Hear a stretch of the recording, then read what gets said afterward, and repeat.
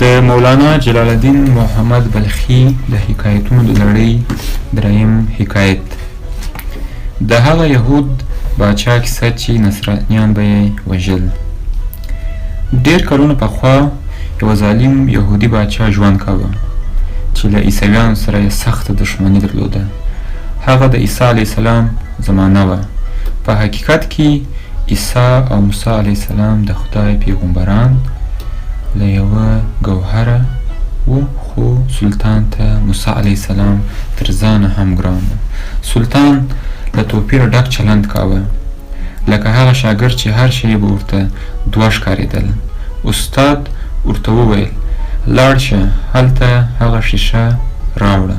شاګرد چې هغه ځای ته ورسېد پر استاد یې غږ وکړ کومه ښیښه راواخلم؟ استاد ورته وویل هلته یوازې یوه ښیښه ده، بله نشته. شاګرد وویل پر ما ریشخند مه وهه. استاد له شاګرد سره ډېر په تکلیف شو او غږ پرې وکړ. هغه یوه ماته کړه، یوه راوړه. کله چې شاګرد ښیښه ماته کړه ښیښې ورکې شوې. پوه شو چې په حقیقت کې هماغه یوه ښیښه وه، دوه نه وې. د ظالم باچا کیسه هم د هغه شاګرد په څېر وه، ځکه یهودان او عیسویان دواړه د یوه خدای پالونکي دي، خو سلطان د ړانده تعصب پر بنسټ د دوی ترمنځ توپیر کاوه. کله چې تعصب په منځ کې وي سترګې د ښېګڼو په لیدلو نشي توانېدلی. باچا یو ځان ستایونکی او ډېر مکار وزیر لره. هغه باچا ته وویل مسیحان د ځان له ویرې خپل دین له تا پټوي، د هغوی له وژلو لاس واخله. په دې کار کې هیڅ ګټه نشته.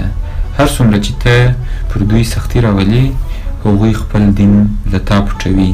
دین څه بوی نه لري چې ته پرې پوهه شې. هغوی به داسې ښکاره کړي چې ګواکې دوی له تا سره دي، خو په پټه به په خپل دین عمل کوي. باچا وویل بیا څه کول پکار دي چې د هغوی دوه مخي راسربیره شي. زه نه غواړم چې یو عیسایي دې هم د ځمکې پر مخ پاتې شي.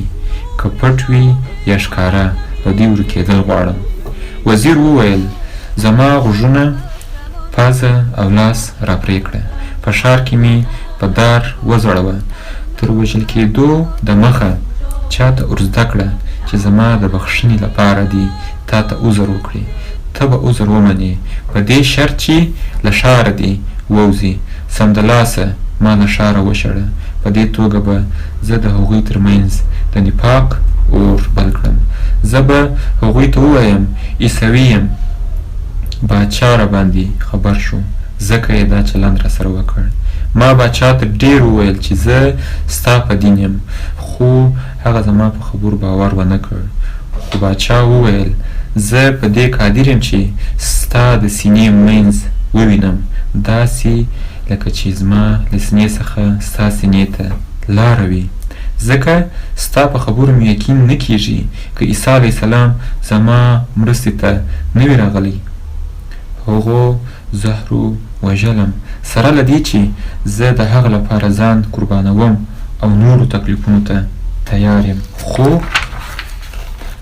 څنګه چې زه په دین کې ډېر ماهر یم غواړم دې دین ته ډېر خدمت وکړم. دا به له دین سره ستره جفا وي چې د یو څو جاهله او ناکیسو له لاسه دې دین نابوده شي.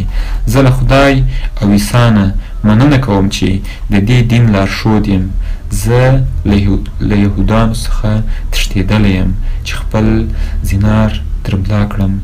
اوس د عیسی د دین حکومت دی، نو ای خلکو راشئ له ما نه د دین رازونه واورئ.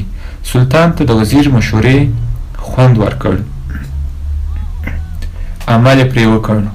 وزیر د عیسویانو ترمنځ خپل ماموریت پیل کړ. ورو ورو عیسویان ورته راتله. ده به هم د دین اسرار ورښودل. هغه په ظاهره دینداره او د دین مبلغ، خو په عمل کې د عیسویانو او د عیسوي دین د بربادۍ په لټه کې و.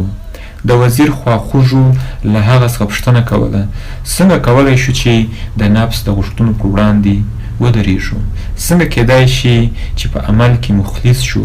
هغوی د وزیر د خبرو تر تاثیر لاندې راغلي وو، د هغه له باطن څخه خبر نه وو. د وزیر په ښکاره ښایسته خبرې لکه برېښنا په نظر نوراني او ځلانده وې، خو په عمل کې یې د سترګو لید له منځه ووړ. د وزیر خبرو د عیسویانو بصیرت له منځه یووړ. ناپوهه عیسویانو د وزیر خبرې لکه تعویض په غاړه ګرځولې. وزیر له درباره لرې 6 کاله د عیسویانو ترمنځ پاتې شو. د هغو زړونه یې داسې راخپل کړل که چاته یې ویلي وای چې ځان ووژنه، نو له څه فکر او تعامل پرته دې کار ته تیار و. په لومړیو کې کومو عیسویانو چې لږ څه ذوق او شوق لاره د وزیر له خوږو خبرو خوند اخیست، خو ورو ورو ورته متوجه شول چې د وزیر ښایسته او خوږې خبرې په څه بدرنګه زهرو لړلې دي. په همدې ترڅ کې د سلطان او وزیر ترمنځ اړیکې ټینګې شولې او پیغامونه تلل راتلل. یوه ورځ باچا له وزیر څخه د پرمختګ پوښتنه وکړه. وزیر په ځواب کې ورته وویل زما ګرانه ټولواکه، دا دی زما ماموریت په ختمېدو دی.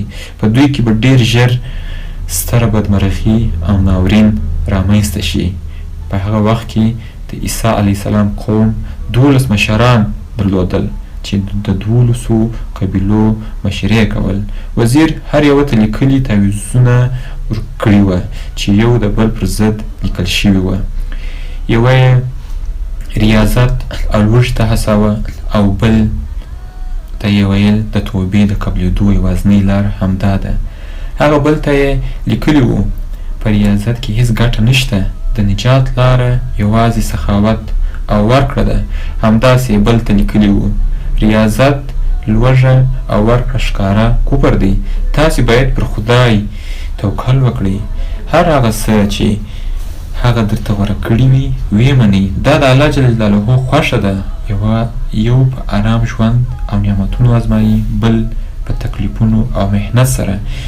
یوه ته یې وویل باید د خدای د دین خدمت، امر په معروف او نهي له منکر وکړئ. بل ته یې ویل تاسې دا کار هیڅ کله نشئ کولی. ستاسې دنده دا ده چې چیرې چې کښېنئ او د انسان د بېوسۍ ننداره وکړئ، بیا به د الله جل جلاله قدرت تاسې ته څرګند شي. او بل ته یې وویل تاسې خپلې بېوسۍ او عجز ته مه ګورئ، دا کار کفر دی او د الهي نعمتونو کفران کیږي. خپل قدرت وګورئ چې د الله جل جلاله له قدرته یې سرچینه اخیستې ده. ستاسې انساني قدرت د هغه نعمت دی، باید ترې ګټه واخلئ. او بیا یې هغه بل ته وویل هر هغه څه چې ستاسې په نظر راځي پټ دی.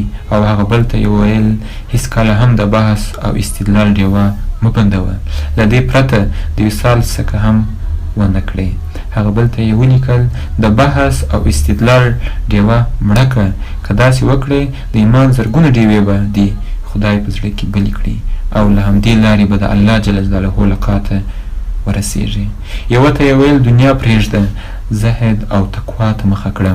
بیا یې بل ته ورغبرګه کړه زیرې دې پر تا وي، هر هغه څه چې په دنیا کې دي ستا لپاره دي او خوند ترې واخله، هېڅکله هم په ځان سختي مه راوله. بل ته یې وویل هر هغه څه چې ستا د طبع مخالف وي هغه پرېږده ځکه مکروه دي. وزیر ډېرې مختلف لارې خلکو ته ور وښودې، هغوی هم د زړه په غوږو اورېدلي او عمل پرې کاوه. دې فرمانونو نه دا چې هیڅ ګټه نه درلوده، بلکې د قوم ترمنځ یې دښمني او بې باوري راپاروله. او د دوی په کړو وړو کې د عیسی علیه السلام د لارښوونو هیڅ بوی او اثر نه و. څنګه چې هغوی د یو واحد خدای په شتون ایمان درلود، هغه قادر خالق لکه لمر په ښو او بدو یو شانته ځلېده او ټول یې پالل.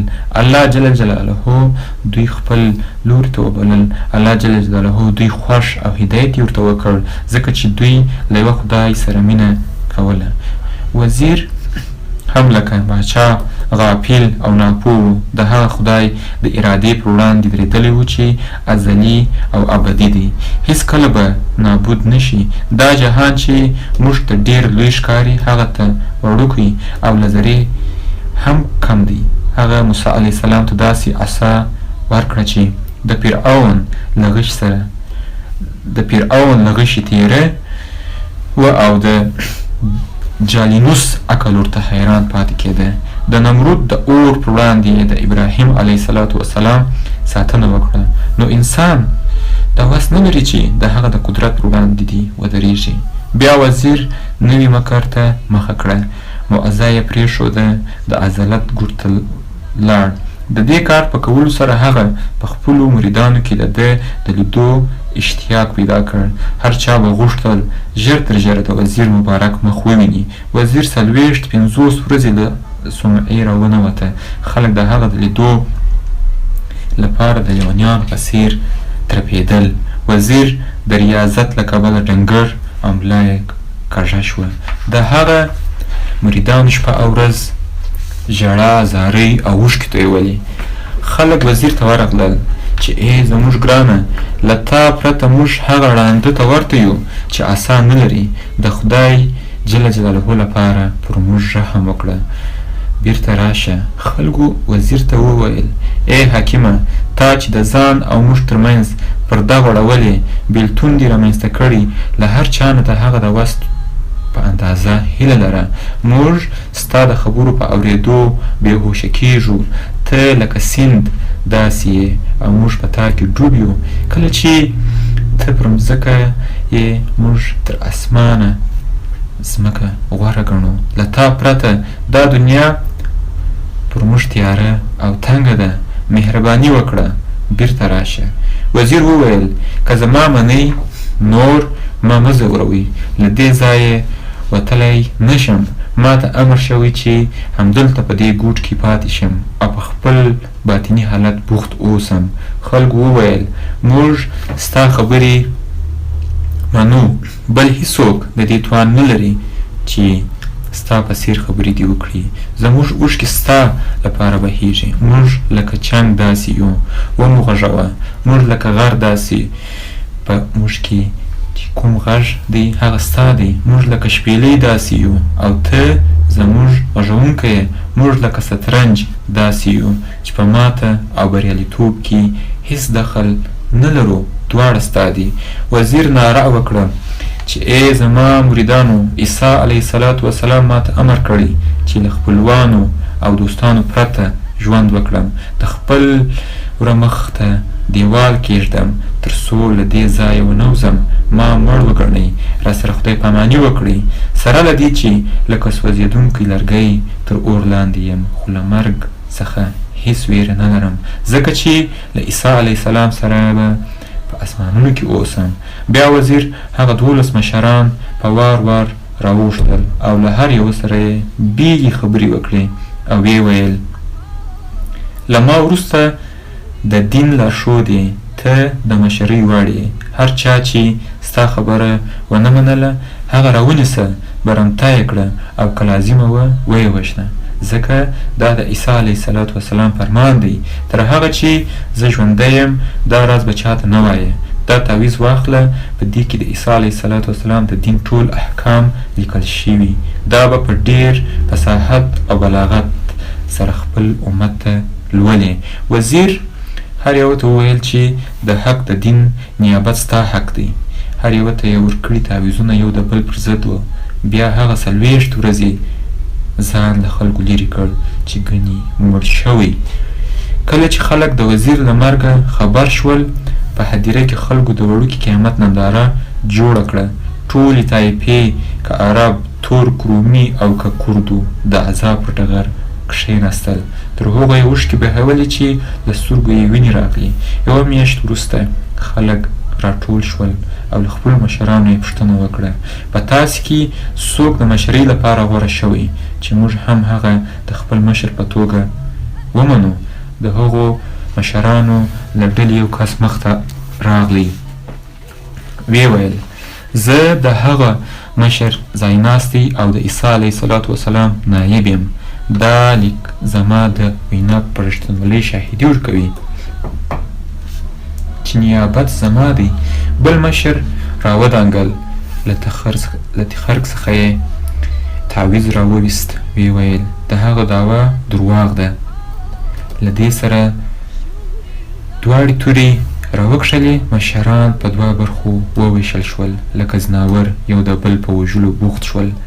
د مسیحیانو ترمنځ لویه نښته رامنځته شوه. لسګونه زره کسان ووژل شول. له پرې کړو سرونو څخه لویې غونډې جوړې شوې. د وزیر په لاس د فتنې کرلي زړي په حاصل راغلل او د مسیحیانو ترمنځ لوی بیلتون پېښ شو، ځکه هغوی ناپوهه او ظاهر لیدونکي وو. هوښیار اوسه، کله چې یو څه غواړې مخکې تر دې چې د هغه ظاهر ته وګورې، د هغه باطن ته سوچ او پام وکړه.